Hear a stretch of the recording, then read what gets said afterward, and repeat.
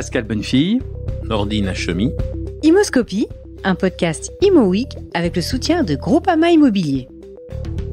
Nordine Hachemi, le président de Kaufmann & Broad, 3e ou 4e promoteur français, allez, ne chipouillons pas que vous êtes, est un homme que je qualifierais de plutôt discret, à la réputation pourtant solidement établie de sérieux et d'efficacité. Vous n'êtes pas un homme du sérail immobilier et donc, comme on peut dire, un professionnel de la profession, puisqu'au fond, vous n'avez pas toujours fait de l'immobilier, et donc nous allons découvrir, si vous le voulez bien, votre parcours, vos passions, vos intérêts avant l'immobilier et même après.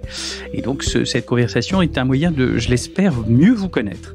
Alors, moi, je regarde toujours mes fiches, vous savez, en journaliste un peu à l'ancienne, et je vois que vous êtes né le 15 mars 1961 à Juvisy-sur-Orge. Alors, ça commence où, Juvisy Juvisy-sur-Orge, c'est dans l'Essonne. Oui. Et c'est le long de la voie de chemin de fer qui va de la gare d'Austerlitz et qui suit l'Essonne, la Seine, pardon. Nous, on se positionnait toujours en temps de trajet par rapport à la gare d'Austerlitz. Donc, ce qui est toujours un signe, ça. Voilà. Et alors, c'est combien de temps? alors, Juvisy-sur-Orge, j'avais des trains directs. Donc ça, c'était quelque chose. Mais moi, j'habitais pas à Juvisy-sur-Orge. Je suis né à Juvisy-sur-Orge. Et il y a une autre personne qui est née à Juvisy-sur-Orge, qui a eu le prix Nobel de physique, de biologie, il y a pas très longtemps, sur les ciseaux, je crois, moléculaires. Donc, il y a eu quand même des personnes... il y a des personnalités très haut niveau, mais dont vous. Alors, c'est quoi la famille Hachemi? Vous êtes le fils d'un conducteur de travaux, je crois. Oui. Alors, mon père était algérien, conducteur de travaux. Ma maman, bourguignonne, donc pas du tout les mêmes origines. Elle était secrétaire. Et elle est à la retraite. Mon père est décédé maintenant. Et il travaillait, mon père, sur des chantiers plutôt de gazoducs. Donc, il faisait des grands projets. Pas d'immobilier, mais plutôt des grands travaux. Des travaux publics. Et donc, ça vous fascinait, étant enfant ou... Moi, ce qui me fascine, j'adorais... Alors, nos vacances, on allait rejoindre sur ces chantiers. De temps en temps, il y avait des endroits qui étaient très sympas. Il y en a de temps en temps un peu moins bien. Le gazoduc n'est pas toujours formidable. Alors, si, il y a eu un très très beau chantier qui n'était pas du gaz, qui était je me rappelle encore, les conduites forcées pour alimenter un barrage dans la vallée de l'Ubaye. Alors là, c'est les meilleures vacances. Très bel endroit, ça, dans les Alpes de Haute-Provence. Ah oui, un des plus beaux endroits de France. Voilà. On le signale à nos auditeurs en leur disant allez-y, parce que c'est très très beau. Voilà. Ah, donc là, ça avait été un très très beau chantier pour nos vacances. Puis après, il y en avait eu des moins amusants, mais c'était assez fascinant de voir. Par exemple, là, ils amenaient les tuyaux par hélicoptère, où il y avait des immenses chantiers où on posait donc ces tuyaux. C'était des chantiers assez fascinants. Donc oui, ça m'a donné le goût de la construction et du voyage. Et dans ces années 70, alors c'est la mode aujourd'hui d'en parler. Je pense qu'à l'époque, on n'en parlait pas beaucoup. Mais être le fils d'un homme qui est algérien d'origine, qui est devenu français, j'imagine, ensuite, je ne sais pas. Non, il est resté algérien. Il est resté algérien et d'une française. Et comment ça se passait au lycée, à l'école? Est-ce que ça se passait bien? Écoutez, je me suis jamais encombré avec ça. Et je pense que c'est bien longtemps après que j'ai pu interpréter des réactions à mon égard liées à ça. Mais je me suis jamais encombré avec ça. J'ai eu la chance d'avoir une éducation qui était où on considérait qu'on était responsable de tout, que ce soit nos réussites ou nos échecs. Et donc, il n'était pas question pour moi de mettre mes échecs sur le dos. Ah oui, j'ai pas de chance. Voilà. Parce que, oui. Et donc, je me suis jamais encombré avec ça. Et à partir du moment, vous savez, la discrimination, ça se fait à deux. Il y a la discrimination qu'on subit, et puis il y a aussi l'autodiscrimination. C'est vrai. Et déjà, quand on arrive, et où on se met soi-même en position de, quand on arrive déjà à éliminer ça, on a supprimé la moitié du problème. Donc vous étiez un sage, parce que moi je suis un homme de la même génération que vous, et moi je n'avais pas ce sujet, mais je m'appelais Bonnefille, vous voyez, et dans les cours de récréation, Bonnefille, c'était pas facile à porter. Donc je me dis, Nordine Hachemi ou Hachemi Nordine, dite par la maîtresse d'école, peut-être qu'il y avait les petits copains qui pouvaient brocarder. Non, pas tant que ça. Non, et en tout cas, vous l'avez pas remarqué. Je l'ai pas subi, voilà. Et puis j'ai eu la chance certainement de tomber à la fois sur l'école de la République fonctionnait bien de toute façon, donc il y avait pas de souci de ce point de vue-là. Les enseignants que ce soit en primaire ou au lycée, m'ont au contraire toujours encouragé à poursuivre mes études, m'ont toujours soutenu. J'avais des parents qui étaient très clairs sur le respect des institutions et, comme je le disais tout à l'heure, la responsabilisation. À partir de là, je me suis pas rendu compte que j'avais éventuellement un handicap. Non, on parle pas de handicap, mais on parle de particularité, ce qui n'est pas particularité. Et au contraire, je pense que la particularité peut au contraire être un atout considérable. Et donc, parlons de vos études.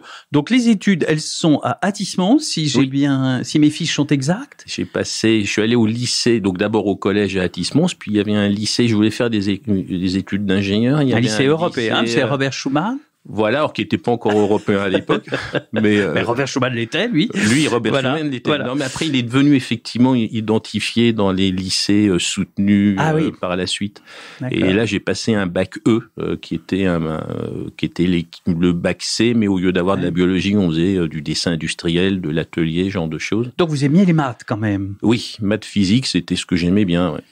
Et vous voici ingénieur. Alors, vous faites une école qui, moi, me fascine parce que son titre est sublime, École nationale supérieure du pétrole et des moteurs.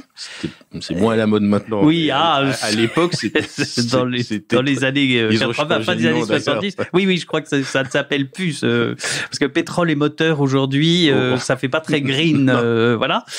Et donc, on a fait du greenwashing et ça s'appelle plus pétrole et moteur. Mais à l'époque, ça s'appelle pétrole et moteur. Oui. Pourquoi vous faites cette école? Parce que j'avais pris ce goût du voyage, j'ai envie de voyager. À Athis-Mons, on voit les avions décoller de la piste d'Orly, donc ça donne envie de prendre l'avion. Oui. C'est l'époque où on va encore à Orly regarder les avions sur qui la grande terrasse, voilà. Exactement. C'est ce qu'on faisait aussi. Oui. Et il n'y avait pas de contrôle de sécurité comme maintenant. On marchait pratiquement avec les passagers qui allaient embarquer et on allait les voir décoller.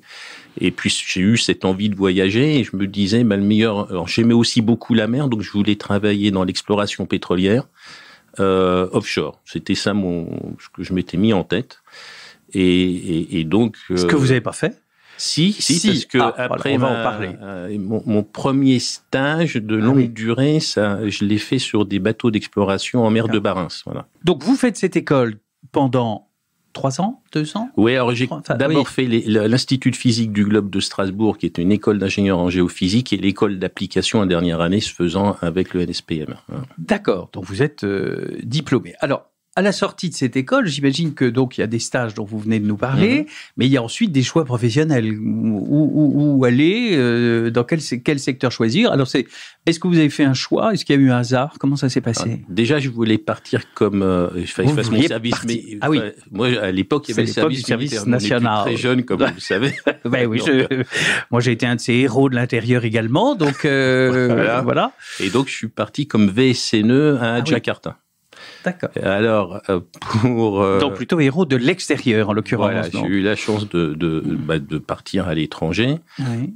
Et là, je travaillais dans le secteur parapétrolier, donc quand même lié à mes études, qui consistaient, au départ, c'était d'expérimenter un système de pompage qu'on appelait diphasique. Alors, sans rentrer dans les détails, ça permettait de pomper un mélange de gaz et d'huile en même temps. Alors, juste pour l'anecdote, l'essentiel du travail des plateformes qu'on voit en mer, ça consiste à séparer le gaz de l'huile pour pouvoir transporter l'huile dans des tuyaux, et le gaz, on en fait ce qu'on peut. Souvent, on le brûlait à l'époque. Et donc, on m'avait envoyé pour travailler sur ce prototype qui n'a pas fonctionné du tout. Et donc, au bout de quelques mois, j'étais là-bas, et donc on m'a dit, t'as qu'à vendre des pompes. Donc, j'ai vendu des pompes. Des pompes, pas des chaussures, des pompes. J'avais compris. Voilà. Non, mais souvent, quand je dis ça, on ne pense pas aux pompes. Oui. Donc, j'ai vendu des pompes pour l'assainissement, des toutes petites pompes vide-cave, etc. Et j'ai découvert le goût du commerce à ce moment-là. D'accord. Et donc, revenant de votre service, il faut quand même bien prendre une décision. Et là, quel est votre choix professionnel? Alors là, je rentre en France, et à ce moment-là, alors j'avais rencontré le père d'un ami à Jakarta, et alors là, j'ai été recruté par Schlumberger, qui voulait m'envoyer au Koweït. Ça m'emballait pas trop, et j'ai d'abord travaillé quelque temps dans une structure qui s'appelait Cilia, qui est un copain qui avait monté, qui était très innovant puisque c'était sur l'intelligence artificielle à l'époque. Ah oui, et là, je faisais la partie développement, mais plutôt commercial et un peu de programmation. Et puis, en fait, j'ai été appelé pour prendre la direction d'une filiale de la Caisse des dépôts et développement, qui était un GIE autour des autoroutes à Hong Kong. Et je me suis retrouvé à Hong Kong. Donc là, je suis rentré en 87 et à Hong Kong, j'y étais en 88. Voilà. C'est ça. Donc là, vous faites quand même ce que vous voulez, c'est-à-dire vous êtes en dehors de la France. Oui. Mais à Hong Kong, qu'est-ce qu'on fait dans cette très grande métropole inouïe quand même, déjà en 88? Oui, alors la ville était assez exceptionnelle et puis, c'était comme en Indonésie, je me suis retrouvé à nouveau tout seul là-bas. Et là, c'était pour un autre sujet, puisque je devais travailler sur des projets d'autoroute. Donc, vous voyez, on passe des pompes aux autoroutes. Là, je m'éloigne de plus en plus du pétrole. Mais oui, là, l'autoroute n'a plus beaucoup de rapport. Oui, c'est ça. Il y avait la continuité avec le voyage. Certes. Voilà. Et puis, j'ai travaillé avec un entrepreneur assez exceptionnel qui avait fait une autoroute entre Shenzhen et Canton à l'époque. Alors, faut voir que ça faisait 120 km entre les deux. Les camions mettaient à peu près 12 heures pour faire les 120 km parce que c'était totalement, des pistes, des toutes petites routes. C'était 6 heures par voiture. Et puis, c'était Deng Xiaoping, encore une fois, ça nous rajeunit pas, mais qui commençait l'ouverture et qui avait fait cette zone d'économie spéciale. Et cet entrepreneur visionnaire, Gordon Wu, dit, moi, je vais faire une concession d'autoroute entre Canton et Shenzhen, donc à la frontière de Hong Kong, de 120 km. Et là, on avait ce GIE de la Caisse des dépôts et développement qui a accompagné par des études, du conseil. Et puis, j'avais aussi une filiale que je représentais qui s'appelait Jean Muller International. C'était le groupe Aegis, ça s'appelait Cetoroute à l'époque, où là, j'ai fait des ponts à Taïwan, ce genre de choses. Donc, c'était plutôt de l'ingénierie. De l'ingénierie dans cette Asie qui est en plein boom à l'époque. Enfin, oui. Elle l'est encore, mais là, on est vraiment aux prémices de ce qui va être le grand développement chinois. Enfin, là, vous vivez ce moment-là en direct. Oui, moi, j'ai marché à Pudong, là, qui est le sorte de Manhattan maintenant. C'était un marais, puisqu'on avait été consulté pour faire justement le pont qui allait relier entre la rive à cette sorte d'île. Alors, après 4 ans à Hong Kong, c'est ça, oui. Vous restez, votre vie professionnelle change. Vous allez... Alors là, je me suis dit qu'il fallait que je me concentre un peu sur un sujet. Oui. Et là, comme je savais pas lequel, j'ai décidé de rentrer en France. D'abord, je voulais pas devenir expatrié professionnel. Et oui, parce que ça, c'est un peu le risque, il me semble. J'ai vu pas mal de... plaît facilement. Et oui, c'est agréable. La vie est souvent facile. Mais ce que j'en voyais me donnait pas envie. Donc, je me suis dit, il faut que je rentre en France. Et là, j'ai fait l'INSEAD. J'ai fait un MBA, puisque j'avais finalement fait... un peu du business, du développement sans avoir de formation, de culture vraiment très poussée. Et là, l'ingénieur se transforme un peu en manager quand même, parce que c'est... Et là, j'ai fait ce MBA pendant un an à l'INSEAD, et à la sortie de l'INSEAD, j'étais recruté par Bouygues. C'est ça. Et là, pendant plusieurs années, vous allez être dans plusieurs des filiales du groupe. Alors, dites-nous un mot sur... J'avais été recruté pour faire ce qu'on appelle des concessions. Donc, je faisais des grands projets à l'international. On retrouve quand même votre appétence oui, là, il y a la continuité. Oui. En fait, ils m'avaient recruté justement parce qu'ils m'avaient vu travailler à Hong Kong où ils étaient très présents. Et donc, là, je faisais des projets qu'on appelait des BOT, c'est-à-dire on finançait, on construisait, on exploitait en concession des autoroutes, des aéroports, des ports. J'ai gagné un appel d'offres à Rostock, qui était le premier tunnel à péage en Allemagne. Et donc, ça, c'était mon premier projet. Après, j'ai monté une opération entre Johannesburg et Maputo d'autoroute à péage, dans laquelle, toujours pareil, on construisait, on exploitait, et puis... Là, on sent déjà aussi un tout petit lien très lointain avec l'immobilier, parce que quand même, c'est du montage d'opérations, il faut quand même, j'imagine, moi je suis pas spécialiste des autoroutes ni des ponts, mais j'imagine qu'il doit y avoir quand même un peu de rapport quand même entre ces deux. C'est très proche. Oui, c'est ça. En fait, c'est très proche parce que à partir de là, je revendique une certaine continuité, si vous me permettez. Même si l'autoroute est encore un peu... Non, mais l'idée, c'est à peu près la même démarche. C'est-à-dire que C'est d'abord des décisions politiques. Je me rappelle, j'avais un patron à l'époque qui disait il y a 3 facteurs de succès dans ces projets, c'est la volonté politique et la volonté politique. On va retrouver ça sur nos permis, on va retrouver ça dans notre métier. Ce sont des projets qui doivent avoir une dimension politique, économique et technique. Et ça ne peut pas avancer si les 3 composantes ne sont pas à un moment donné alignées. Et peut-être aujourd'hui social ou environnementalo-social, on dira aujourd'hui. C'est vrai que ce qui à l'époque était sans doute moins, surtout en Asie, moins important, mais qui aujourd'hui mais la dimension sociale, par exemple, si je prends l'exemple de mon projet d'autoroute entre Johannesburg et Maputo, c'était juste à la fin de l'apartheid en fait. Et à un moment donné, on reprenait de l'existant en Afrique du Sud et puis on construisait côté Mozambique en mettant des gares à péage là où c'était déjà construit. Donc, et avec cet argent, on arrivait à financer la suite. Mais pour que ce soit acceptable, il fallait faire quelque chose. Et notamment, on avait travaillé sur tout un réseau le long de l'autoroute. Vous savez que le sida était un très gros problème à l'époque, enfin toujours. À l'époque, mais et le sida était beaucoup transmis par les chauffeurs de poids lourds et il fallait des zones d'accueil pour eux. Et donc, on avait construit tout un réseau le long de l'autoroute, un peu de dispensaires qui permettaient aux hommes et aux femmes de venir se faire tester, dépister, etc., etc. Donc, cette dimension dans ces projets sociaux, elle existe toujours. Bien sûr. Alors maintenant, elle est plus exprimée, elle est plus affirmée, mais vous pouvez pas faire ces projets sans tenir compte des contraintes. Et finalement, c'est très très proche de ce qu'on fait dans l'immobilier ou de ce qu'on doit faire dans l'immobilier. Imoscopie, un podcast Imo Week avec le soutien de Groupama Immobilier. Donc c'est ça que vous avez retenu au fond. Enfin, qu'est-ce que vous retenez, vous, dans le bonheur de construire quand même? Parce que j'imagine que quand on arrive à faire son autoroute, il y a quand même une certaine satisfaction. C'est un peu comme quand on arrive à mettre à jour un grand projet immobilier, non? Il y a une part de... Oui, il y a le côté utile. Oui. Le côté utile, alors c'est pour ça d'ailleurs que ça crée souvent beaucoup de frustration. C'est que bien sûr. Vous êtes attaqué. Ça fait partie du jeu. Voilà. Alors que à la fin, les logements qu'on construit, les routes qu'on construit, elles sont utilisées. Les logements sont habités. C'est quand même, ça rend un service très important et surtout des services fondamentaux. Et donc moi, ce que j'aime bien, c'est cette mise en musique, c'est cette et surtout quand on n'est plus en première ligne, c'est de voir cette passion.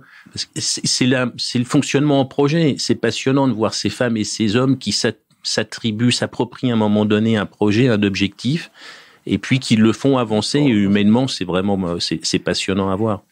Et donc, au fur et à mesure du temps, vous prenez des fonctions de manager de plus en plus importantes. Donc, on décrit les quelques postes que vous avez obtenus, enfin, occupés plutôt. Donc, j'ai dirigé ces projets internationaux. Puis après, classiquement chez Bouygues, on m'a donné une première filiale à diriger, Stero, qui faisait des stations d'épuration et des usines d'eau potable, une société d'ingénierie qui se portait pas très bien, que j'ai redressé.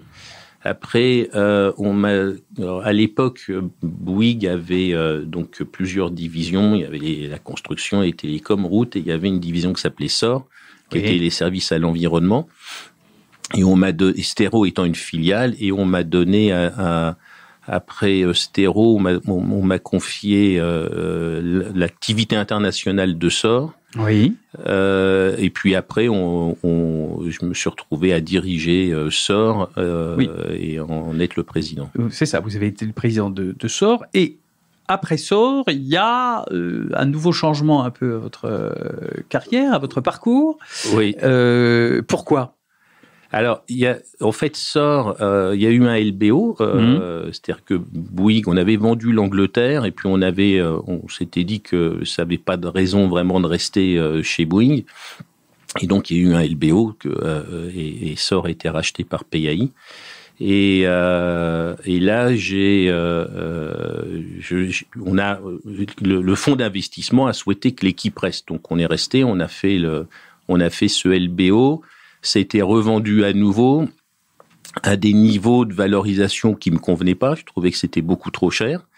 Et il n'était pas question pour moi, alors que l'ensemble des collaborateurs avaient créé beaucoup de valeur pour les actionnaires. Je voyais pas pourquoi on allait refaire un tour, recharger avec de la dette, et donc j'adhérais pas à ce projet. Et donc vous n'avez pas adhéré.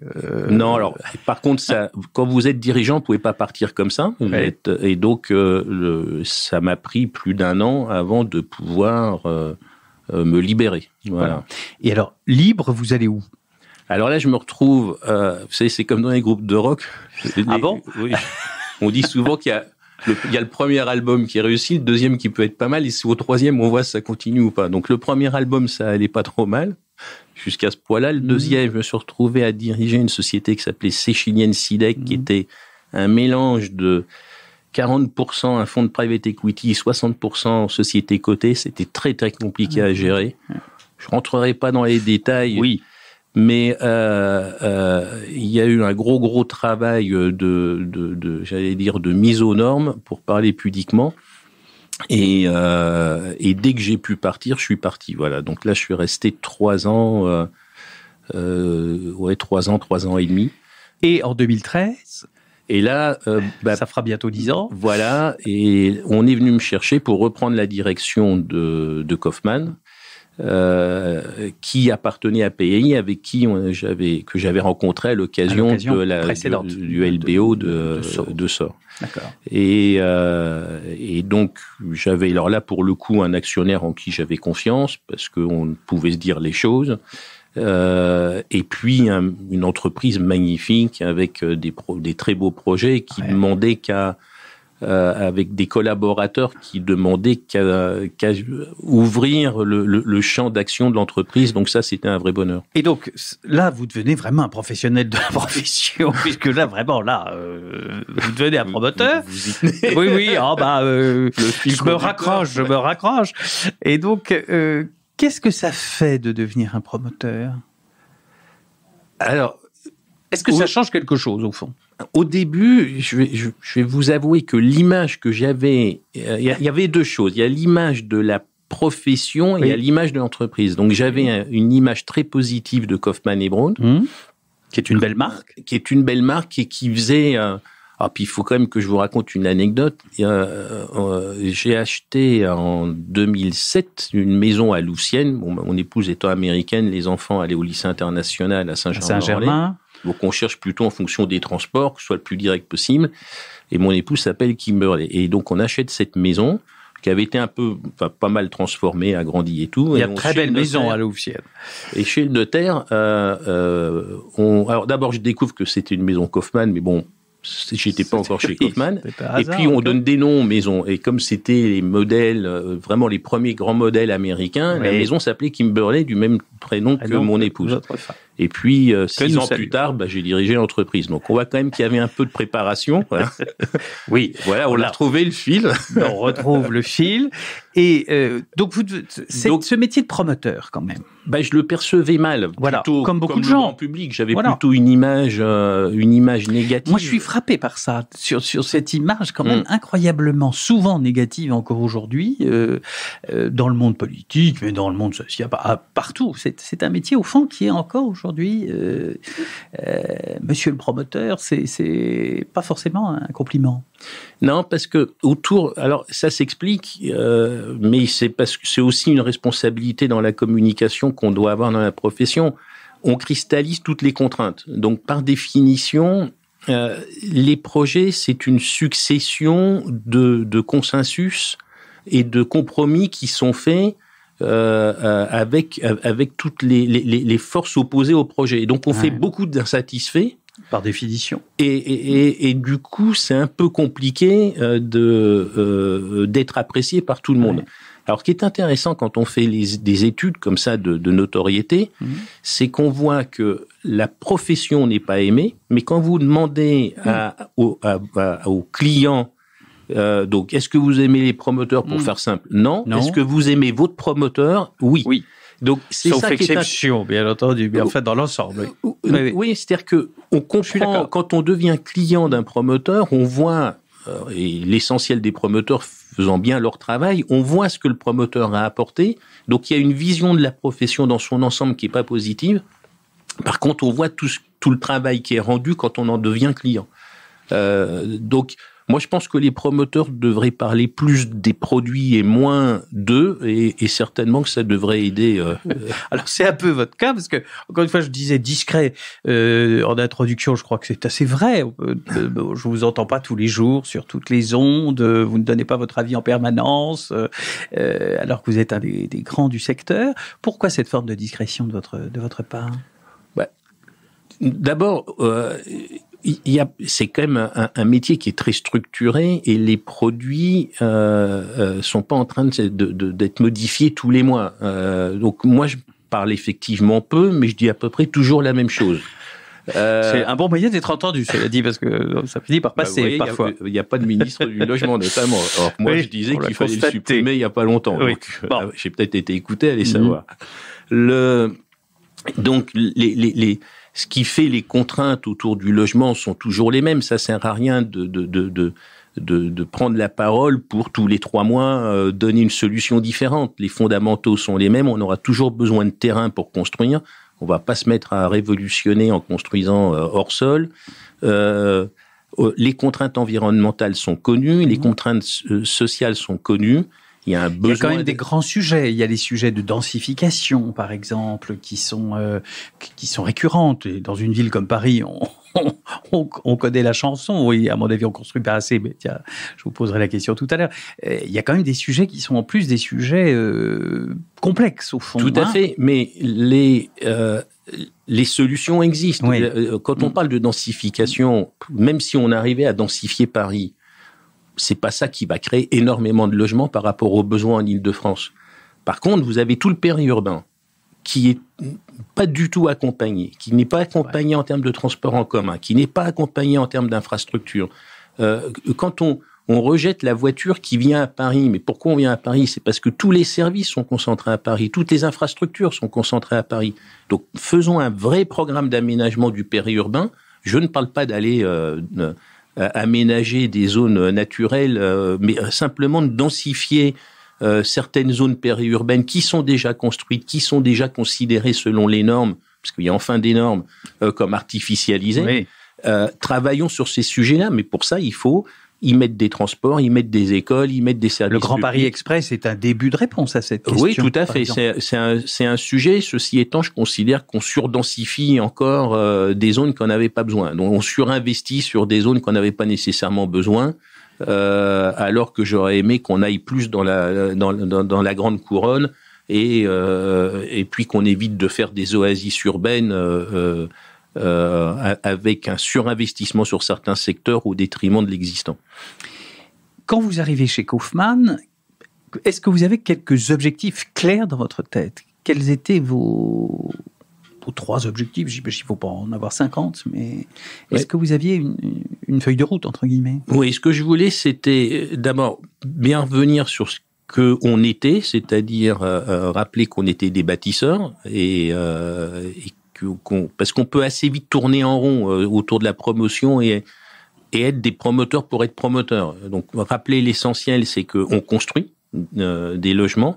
Et je voulais qu'on devienne des généralistes pas que des logements, puisque... Voilà. Et l'autre volet, c'était qu'on devienne des généralistes avec cet ADN de projet, de culture de projet, et que ça aille de l'aménagement, y compris les résidences gérées, l'immobilier d'entreprise, et la logistique.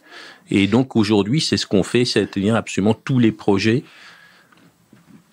associés à la construction que ce soit des ouvrages fonctionnels comme de la logistique ou du logement, du résidentiel. Oui, c'est ça. Et à l'époque, la maison est combientième? Parce que je sais bien que ce classement, il vaut ce qu'il vaut, mais elle est quand même plutôt dans les 10e, quelque chose comme ça, non? Non, ça dépend des jours, ça dépend des années, soyons plutôt. 2013, oui. On devait faire un tout juste, on faisait 900 millions, 1 milliard. Oui. En bureau, on faisait 40 millions. Ça, c'est un chiffre que j'ai encore en tête. Et on avait un carnet de commandes qui était à peu près le tiers de ce qu'on a aujourd'hui. Ouais, ça fait quand même une grosse différence. Donc, on sent bien que là, il y a eu votre patte. Enfin, ou en tout cas le développement de la maison. Et comment ça se passe, ce développement? Comment vous avez procédé?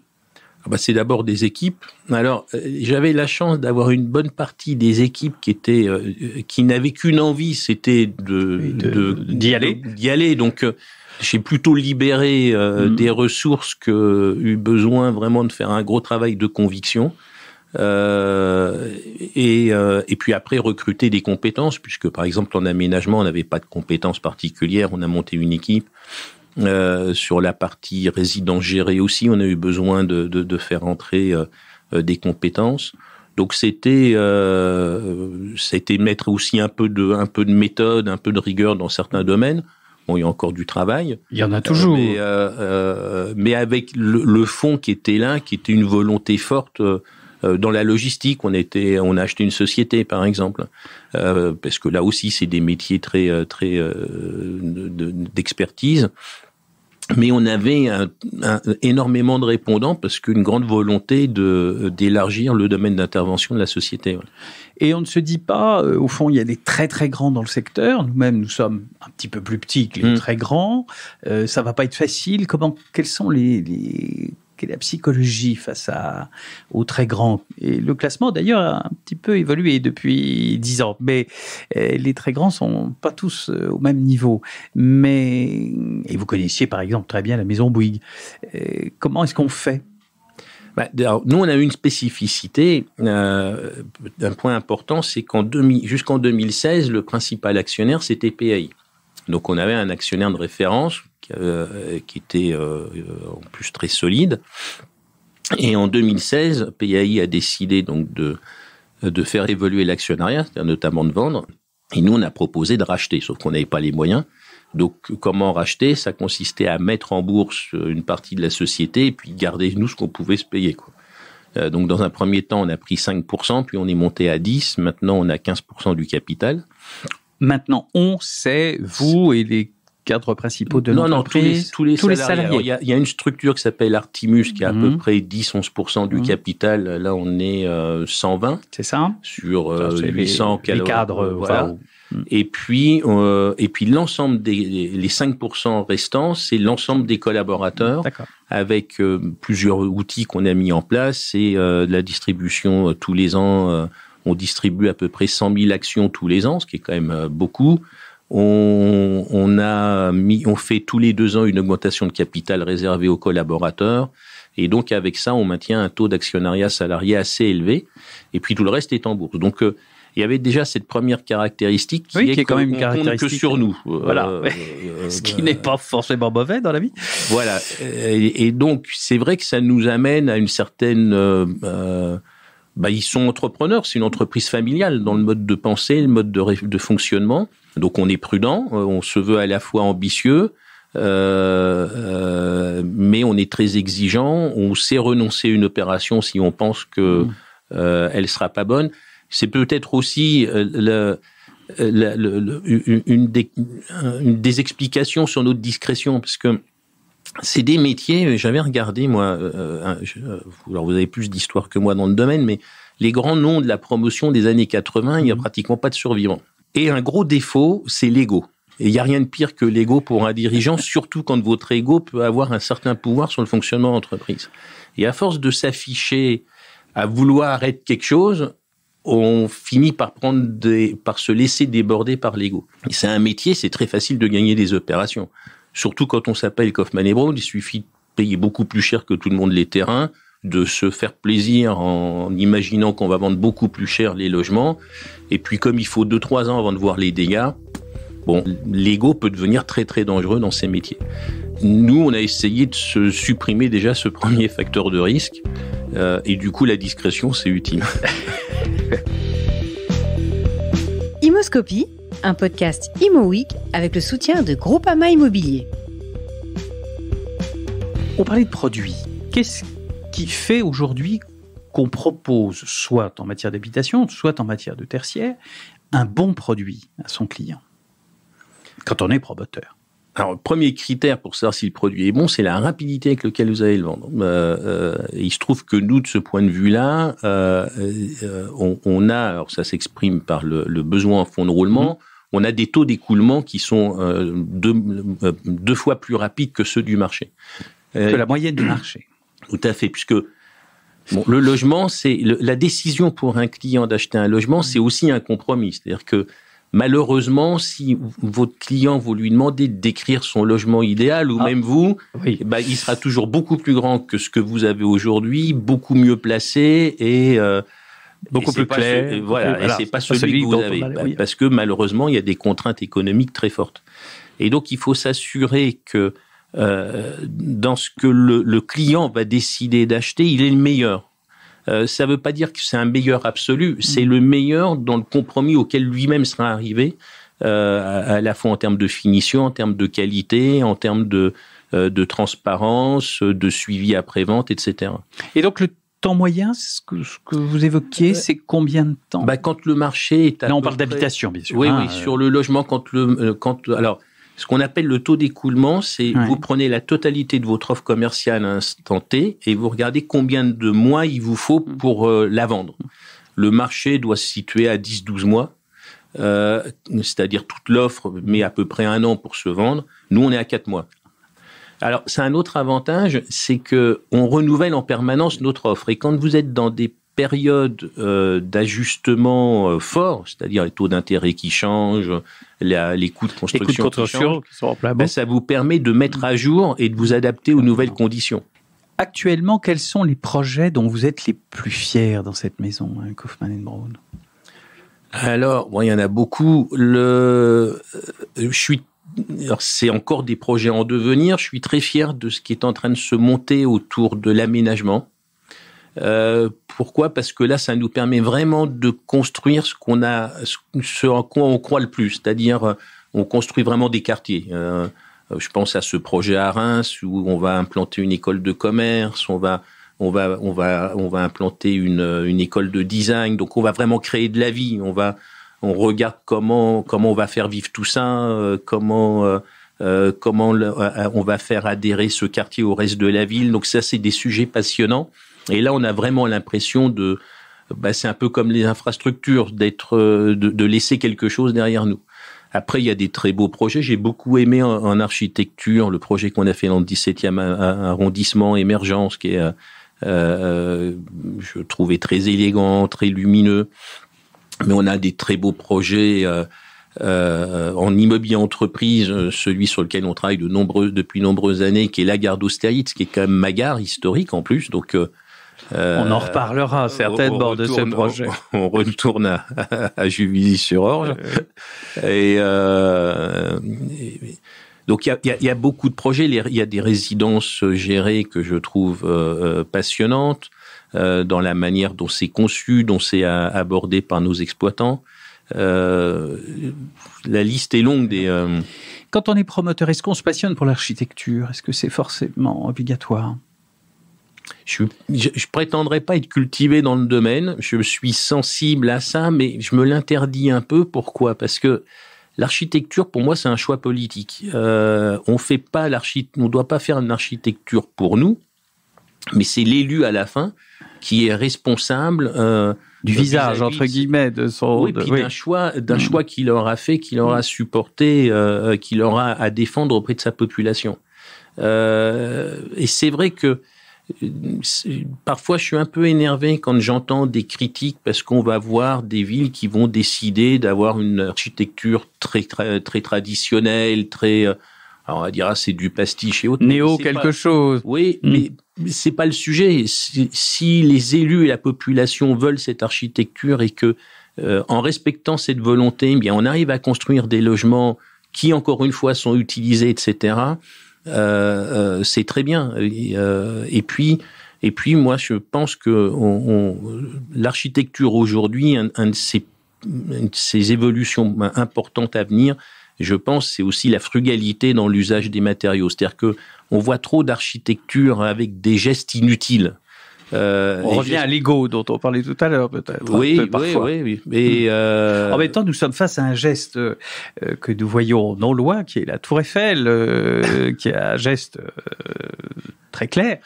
Et au fond, Paris ne s'en est pas si mal porté de ce geste. Oui, mais c'était un contexte donné. Bien sûr. Et puis d'un point de vue ingénierie, c'est au niveau quantité de matériaux, c'est optimisé du début à la fin. Donc, je dis pas qu'il faut pas faire de monuments, je dis pas qu'il faut pas faire de sculptures, je dis simplement que et là c'est pas un objet, c'est un objet qui n'a pas de fonction. Non. Mais quand on est sur mais il y a ce qui a prévalu au design, c'était une sobriété dans l'usage. C'est mathématiquement, physiquement, la forme de la Tour Eiffel, c'est ce que vous pouvez faire de mieux en optimisation en termes de contraintes. Et puis Eiffel, c'est un ingénieur. On revient aux ingénieurs. Alors, je sais que l'ego n'est pas votre spécialité, mais on pourrait peut-être dire en conclusion quelques mots sur vos passions, je ne sais pas, vos autres passions dans la vie que celle de l'immobilier strict. Est-ce que vous avez des passe-temps favoris, des passions? Oui, on va se disperser là. Mais non. J'aime beaucoup la plongée, la voile, ça c'est mes deux grandes passions. Oui. Je vous avais dit une fois que j'ai essayé, et je souffre beaucoup d'étudier les hiéroglyphes depuis 2 ans maintenant. Ça, on peut être champollion bis, mais c'est quand même du travail. C'est un gros travail, et puis c'est difficile. Voilà, donc ça fait partie des... Ça, c'est un peu un truc d'ingénieur, il me semble, Champollion, non? Les hiéroglyphes, parce que c'est quand même pas du gâteau. Hein. Non, mais il y a un tel mystère derrière cette écriture aussi ancienne. C'est ça qui vous fascine? Oui, une sorte de... s'approcher des premiers hommes du début, puisque de toute façon la fin on la voit pas, donc essayez au moins de revenir vers le début. Revenir vers le début. À l'époque où les constructions, cela dit, les pyramides sont encore là, ce qui nous prouve que on peut faire du durable, même si c'était un logement un peu spécialisé. Nordina Chemie, un grand merci pour cette rencontre. Merci. Et à bientôt. Merci. Imoscopie, un podcast Imo Week avec le soutien de Groupama Immobilier.